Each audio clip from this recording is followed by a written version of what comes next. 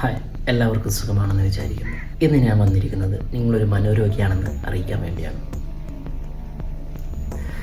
എന്താണെന്ന് വെച്ചാൽ നിങ്ങളിത് ഫുള്ള് കേൾക്കുമ്പോൾ നിങ്ങൾക്ക് മനസ്സിലാവും. ഡിട്രോയ് എഫക്റ്റ് എന്നാണ് ഇതിന് പറയുക. ഇത് കൂടുതലായിട്ട് കണ്ടുവരുന്നത് ഐഫോൺ യൂസേഴ്സിനാണ്. നമ്മളൊരു ഐഫോൺ വാങ്ങിക്കഴിഞ്ഞാൽ നമുക്ക് ഉണ്ടാകുന്ന ഒരു ടെൻഡൻസി ഉണ്ട്.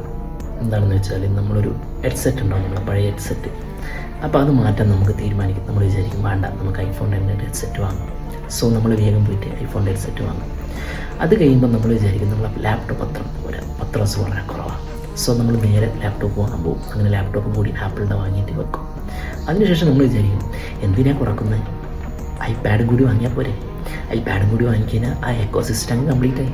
സോ നമ്മൾ എന്ത് ചെയ്യുന്നത് വെച്ചാൽ ആ ഐപാഡും കൂടി വാങ്ങും. ആ ഐപാഡ് കൂടി വാങ്ങിക്കഴിയുമ്പോൾ കംപ്ലീറ്റായി നിങ്ങളൊരു മനോരോഗിയായി കഴിഞ്ഞിരിക്കുന്നു.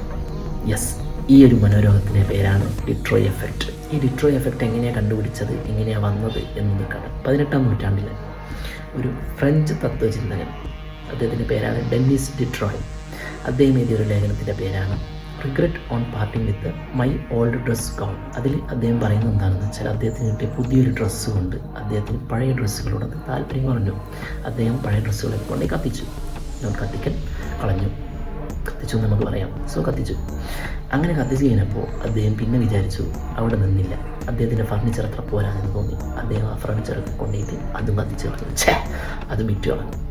അങ്ങനെ അതും വിറ്റ് കഴിഞ്ഞപ്പോൾ അദ്ദേഹം എല്ലാം പുതിയതാക്കി, ചുമരുകളുടെ ചിത്രങ്ങളൊക്കെ മാറ്റി അത് പുതിയതാക്കി. ഈ ഒരു എഫക്റ്റിന് അദ്ദേഹം തന്നെ ഇട്ടൊരു പേരാണ് ഡിട്രോയ് എഫക്റ്റ്. നിങ്ങൾക്ക് പുതിയൊരു പ്രൊഡക്റ്റ് വരുമ്പോൾ മറ്റു പ്രൊഡക്റ്റുകൾ, നിങ്ങളുടെ കൈകളിലുള്ള മറ്റു പ്രൊഡക്റ്റുകൾ വളരെ മോശമാണെന്ന് കരുതുക, തോന്നുക, എന്നിട്ടത് കളയുക, എന്നിട്ട് പുതിയത് വാങ്ങുക. ഇതിനെന്തായാലും നിങ്ങൾ അടിമപ്പെടാം. സൂക്ഷിക്കുക, സൂക്ഷിച്ചാൽ ദുഃഖിക്കേണ്ട. സോ നിങ്ങൾ മനോരോഗിയാണോ അല്ലയോ എന്ന് കമൻറ്റിൽ വന്ന് അടയാളപ്പെടുത്തുക. Okay, thank you for watching my video.